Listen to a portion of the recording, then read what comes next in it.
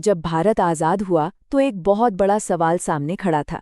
करोड़ों लोग, न जाने कितनी संस्कृतियां, भाषाएं, इतने बड़े देश को एक साथ एक नियम से कैसे चलाया जाएगा? जवाब एक ही था, एक संविधान। तो आज हम जानेंगे भारत के संविधान को बनाने वाले दो महान दिमागों, दो महान शिल्पकारों की कहानी। चलिए यहीं से शुरू करते हैं।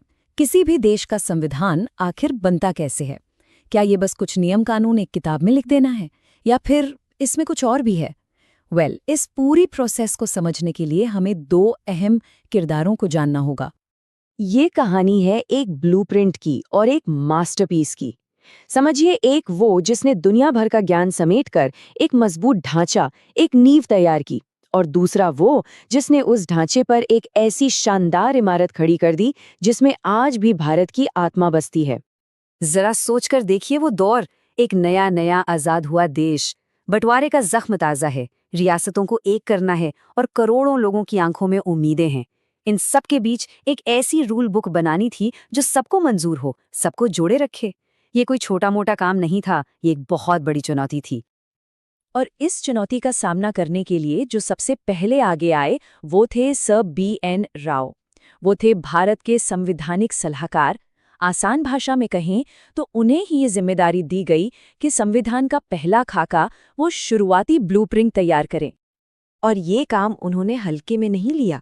1-2 नहीं, 10-20 नहीं, सर राव ने 60 से भी ज्यादा देशों के संविधानों को खंगाला, उनकी गहराई से स्टडी की। मकसद ये था कि दुनिया भर से जो सबसे अच्छी बातें हैं उन्हें भारत के हिसाब से ढाला जा सके। और इतनी जबरदस्त रिसर्च का नतीजा सामने आया अक्टूबर 1947 में, पहले ड्राफ्ट के तौर पर। इसमें 240 से ज्यादा आर्टिकल्स यानी नियम और 13 शेड्यूल थे। यही वो कच्चा मसौदा, वो बुनियाद थी जिस पर आगे की पूरी इमारत खड़ी होनी थी। ड्राफ्टिंग कमेटी के काम का आधार यही बना। देखिए, संवैधानिक सलाहकार का मतलब सिर्फ ड्राफ्ट बनाना नहीं था। जब भी संविधान सभा में कोई पेचीदा कानूनी सवाल उठता, कोई बहस होती, तो सब सर राव की तरफ देखते थे। उनकी निष्पक्ष सलाह और गहरा ज्ञान एक गाइड की तरह था जो पूरी बहस को सही दिशा देता था। तो ब्लूप्रिंट तैयार था।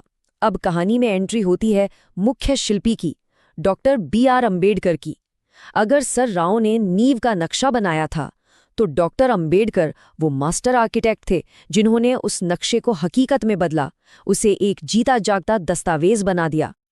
29 अगस्त 1947 को जो ड्राफ्टिंग कमेटी बनी, उसके चेयरमैन थे डॉक्टर अम्बेडकर। यानी संविधान को उसकी आखिरी शक्ल देने की सबसे बड़ी, सबसे अहम जिम्मेदारी अब उन्हीं के कंधों पर थी। और चेयरमैन के तौर पर उनका काम करने का तरीका कमाल का था, बहुत ही व्यवस्थित। हर सिफारिश को पढ़ना, उसे परखना, फिर फाइनल ड्राफ्ट तैयार करना, संविधान सभा की बहसों को लीड करना और ये पक्का करना कि हर एक आर्टिकल पर, हर एक शब्द पर ठीक से चर्चा हो। उनकी एक और खासियत थी जो बहुत काम आई। वो एक बहुत बड़े वकील थे और उनके पास मुश्किल से मुश्किल कानूनी बातों को भी एकदम आसान भाषा में समझाने का हुनर था। इसी वजह से सभा में बैठे सभी लोग, चाहे वो कानून के जानकार हो या ना हो, सही फैसले ले पाए। लेकिन डॉक्टर अम्बेडकर का योगदान सिर्फ कानून की धाराओं तक सीमित नहीं था। नहीं, उन्होंने इस संविधान में एक आत्मा फूंकी, और वो आत्मा थी सामाजिक न्याय। उनके लिए ये सिर्फ एक नियमों की किताब नहीं थी, ये एक सामाजिक क्रांति लाने का हथियार था। वो कहते थे, संविधान केवल एक कानूनी दस्तावेज नहीं है, बल्कि सामाजिक न्याय का एक साधन है। ये एक लाइन उनकी पूरी सोच को बता देती है। उनका लक्ष्य एक ऐसा भारत बनाना था जहां कानून की नज़र में हर कोई, हर हाल में बराबर हो।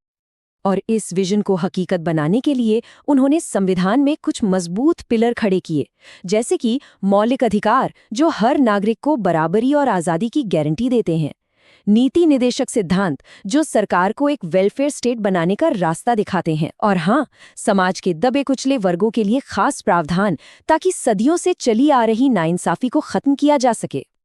तो अब पूरी तस्वीर साफ हो रही है ना?